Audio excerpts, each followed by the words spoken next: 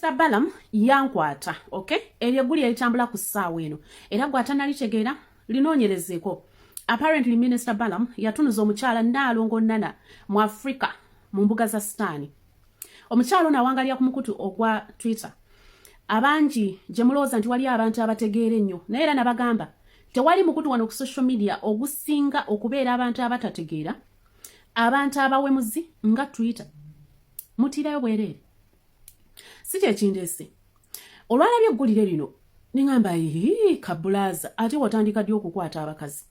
Essimu n'enkikuba ne mubuuza lino eggulire bituufu. Nagamba leka nkunnyonnyole. Nga sinnakubuulira biki byannyonnyonnyodde oba bye mulaba ku social media. Naye bwe natunuulidde ekifaananyi okuli Stella Nyanzi, okuli Kyagulanyi Ssentamu, nga kuliko n'ono omukyala Nalongo, n'ategereddewo nti Minister Balaam yagwa mu mbi z'abayaaye, yagwa mu mbi z'aba blackmailers, ba propagandists, mu bantu abatategeera, mu bantu abatalina ssuubi, era ne ngamba ofunye ekizibu once again. Tunuulira ekifaananyi ekyo. So katuwadde twogerezeganya ku ssimu, nangamba this is what happened. Ono omukyala yayingira mu inbox yange. Nangamba hi, happy new year.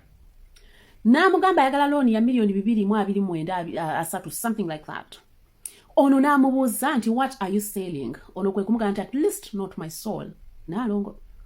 Kwe kumaliza namugamba nti coffee. Ndoza yali ayagala kuinvestinga mu coffee bambi.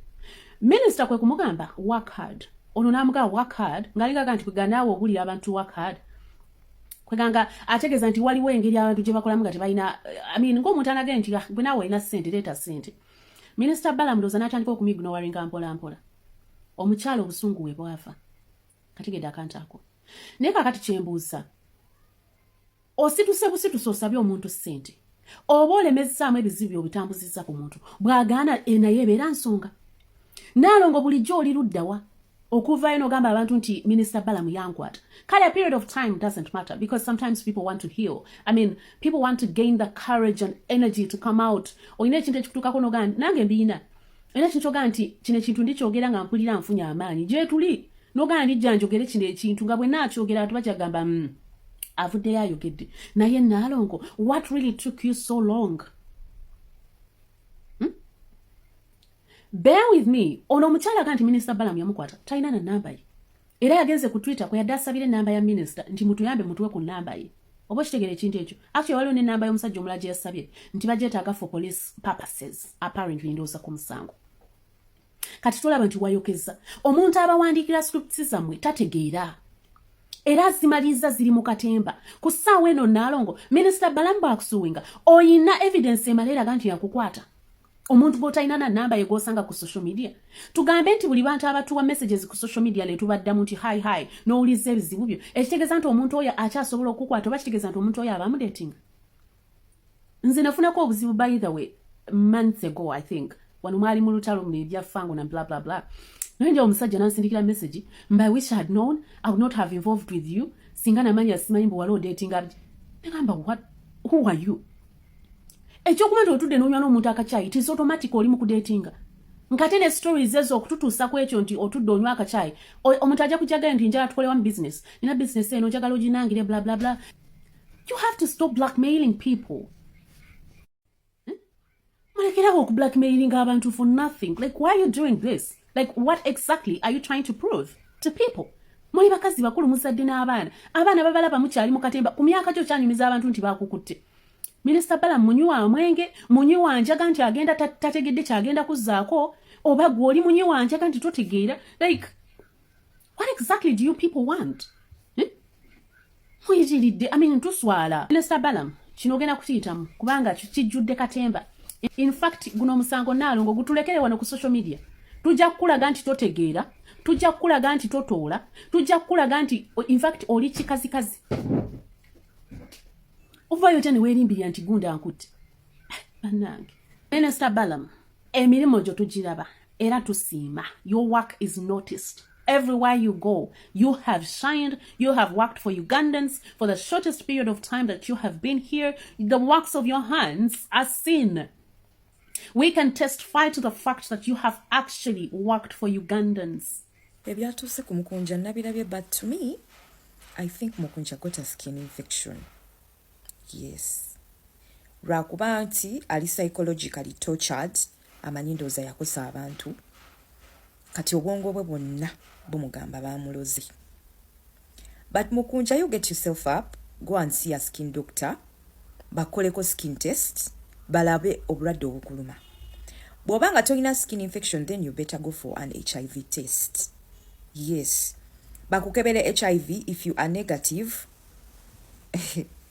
I will check emizimu jijaba jikutte. Yeah.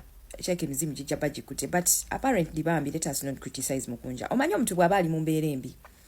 N'ogattako mujjukiza ensobi ze yakola. It is very bad. It depresses them more.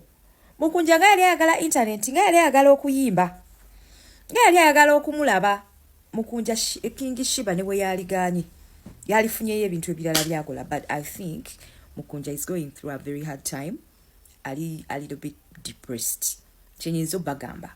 Naye nga nze okusinziira wenda bobo butututu, I think it's a skin infection. Tewaliyo ba skin doctors basobola kugenda bakole tests ku Mukunja. Bamukubireko akalango so that he can get help. That is a skin infection. Bw'ogenda mu ddwaliro ne bakukebera nga skin infection iyo teriiwo. N'ogenda ne bakebera HIV ng'oli bulungi nga tolina wakuluma. Awo tugenda confirming abantu kye bangambye mu inbox yange. Otherwise mu inbox yange inakafuna abantu nga 5 nga bagamba nti obulwadde babumanyiiko babuyita ndawula. Mbwera omulangira ndawula yakukyalidde muwe ebyo byagende. Bayinako n'ekintu kye bandaze kiriko wekiti ebitulututtu naye sagala nnyo ebyo byogera neno ku internet abantu bayinza olowooza obulala. Sagala nnyo okulaga kifaananyi kifaanana bwekityo. Naye nga Mukunja bw'ogenda mu ddwaliro wa skin doctor n'akebera nti olina kikuluma, confirm nti omulangira ndawula yakukyalidde.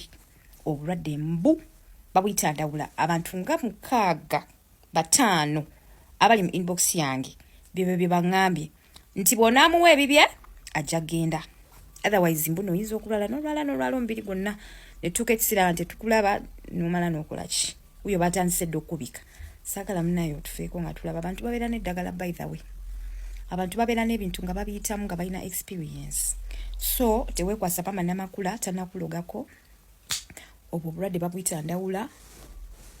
Genda omusajja omuwa ebibyo agende. Mukunja va ku mama Alima, leka kwekwasa mama Alima ngu yakuloga. Mukunja walyanga Shiba. Mukunja amazima ogamanyi. The first mwena mutunuulira Shiba bwe yali ng'akyali ku street yayina ebirogologo ng'ebyo byakubye Mukunja. Mukunja genda mu ddwaliro weekebeze otandike empeke. Mukunja walyanga Shiba, ekyo kimanyi bulungi nnyo. Mwesonsekanga endimi. Ekyokubiri Mukunja weeraguza bya kisiru.